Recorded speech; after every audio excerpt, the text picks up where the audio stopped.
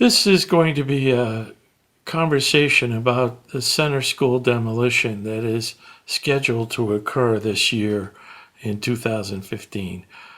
Our question is why? We need to look at the reasons and how we got to this place and maybe reconsider at town meeting. First, a little history. In 1915, 100 years ago, Hatfield celebrated the dedication and opening of the center school on Main Street. It cost $50,000 to build, roughly $20 million today, and was designed carefully to complement Smith Academy located across the street, as well as the Milk School adjacent on School Street. Given the legacy of Smith Academy, a gift from Sophia Smith, it was appropriate that our town center be a vibrant tribute to education as we entered the 20th century, moving away from one-room schoolhouses. Unlike buildings today, like the former Brayer Elementary School that was intended to serve only 50 years, but was demolished in 40, the center school was built to last many times longer. In fact, despite being unused for 10 years, the building remains in very sound condition, both inside and out.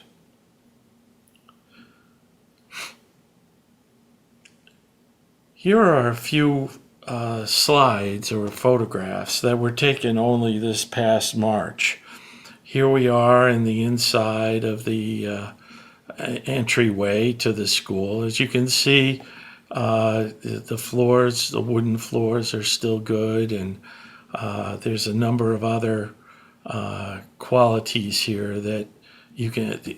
Just the architectural qualities alone are pretty nice.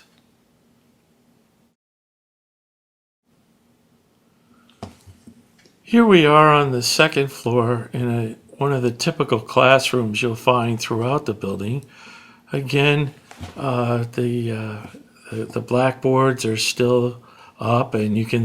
It's almost as though class had let out, except that of course there's no desks.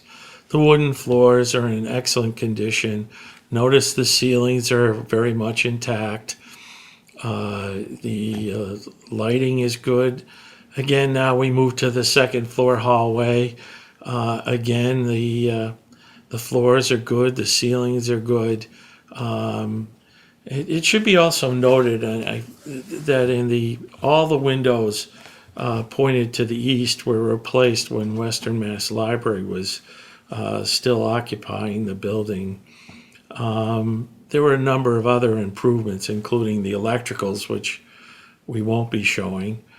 Here we are in one of the many stairwells.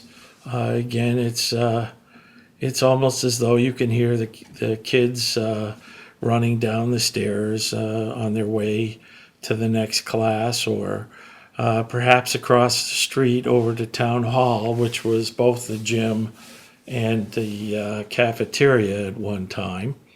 Not so long ago, actually, back to 1980. And now we go down into the basement, and here we see that it's dry, it's clean.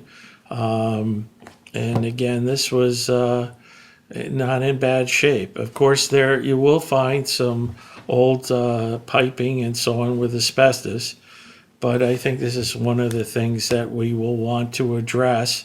And if we remove it, perhaps makes the building that much more attractive. Something to discuss at town meeting. So reason 2 is really, has there been interest in leasing or buying the building? And the fact is that we leased the building right in 1980, right after the last class left and to the Western Mass Library.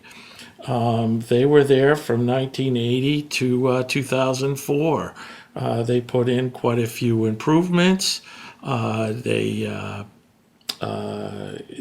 were very serious about staying in that building in 2002, and approached the town and said, "Look, can we continue to lease here? We'll put in several $1 million." And the town agreed, and the selectmen said that it would only allow 10-year lease. And the library said, well, we need to have a 20-year lease, and of course moved to this location here in Whately. So then we go on now to 2003, and the selectmen, after having the first committee take a look at the building, declared it to be surplus. And as you can see here, the intention is to sell the building with covenants and easements. And the next move was to put it out. Now, the first time in 2005, there was actually very little response, only $50,000 from the Hilltown Charter School. But the second time, which was in 2007, as you can see here, there was 3 winning bidders out of 5. It was, for some reason, the selectmen changed their mind about selling it and decided to move it to the 2008 annual town meeting for the town to decide. And here we see this Article 8 in the 2008 meeting. And it's somewhat confusing because it says that the town, asking the town to keep it for municipal purposes rather than selling it to the winning bidder, Geordie Herald. But you can see the vote is close, 68 yes, 63 no to keep. So the building stayed in the town ownership. But what it would have happened here had the Herald been allowed to develop it? Well, we can see here that we would have gained, it would have added $2,400,000 to the tax base. And as a result, we would have had about $30,000 a year or $180,000 in revenue over a period from 2009 to 2014. We talk about in our petition article, which is going to be Article 21, we talk about this sales agreement in this petition because it was so successful, and we felt that when we initially went out with a petition that this would be a good place to go back to. But we'll come back to this. We think there's another approach. Then in 2014, after a $50,000 study by the selectmen, again, now the third study in the fall special meeting, we see $300,000, no more, to dismantle the building, but the bids came in this spring at way over that. So now we're going to be asked to spend another $100,000, and we think that that's just not the right approach. This brings us to reason 3, and it's the important question: why is Hatfield seemingly unable to deal with our older historic buildings? We seem to always knock them down rather than find a reuse for them. But it's good right now. Let's take a few minutes to look at how other towns have done this, reuse their old buildings. Here we see the Blue Heron restaurant. This building originally was the Sunderland Town Hall. They sold it for $1 with conditions that the facade stay the same and that it not be demolished. And this restaurant has been here, I want to say, 3 or 4 years, very successful. And the town then moved their town offices over to a former elementary school, as you can see here. They put in an elevator, they made it ADA compliant, and they also expanded their library, which you see to the left. Which is connected in. Another good use of a former municipal building. So next we'll go to look at Deerfield. Now this is the former Deerfield Town Hall, and again, at this point they sell it to a developer. I think it was for $1, and the developer goes in and turns it into commercial offices. Now, as you can see here, there's probably 3 or 4 of them, and this has been the case for at least a decade, and has been successfully leased out.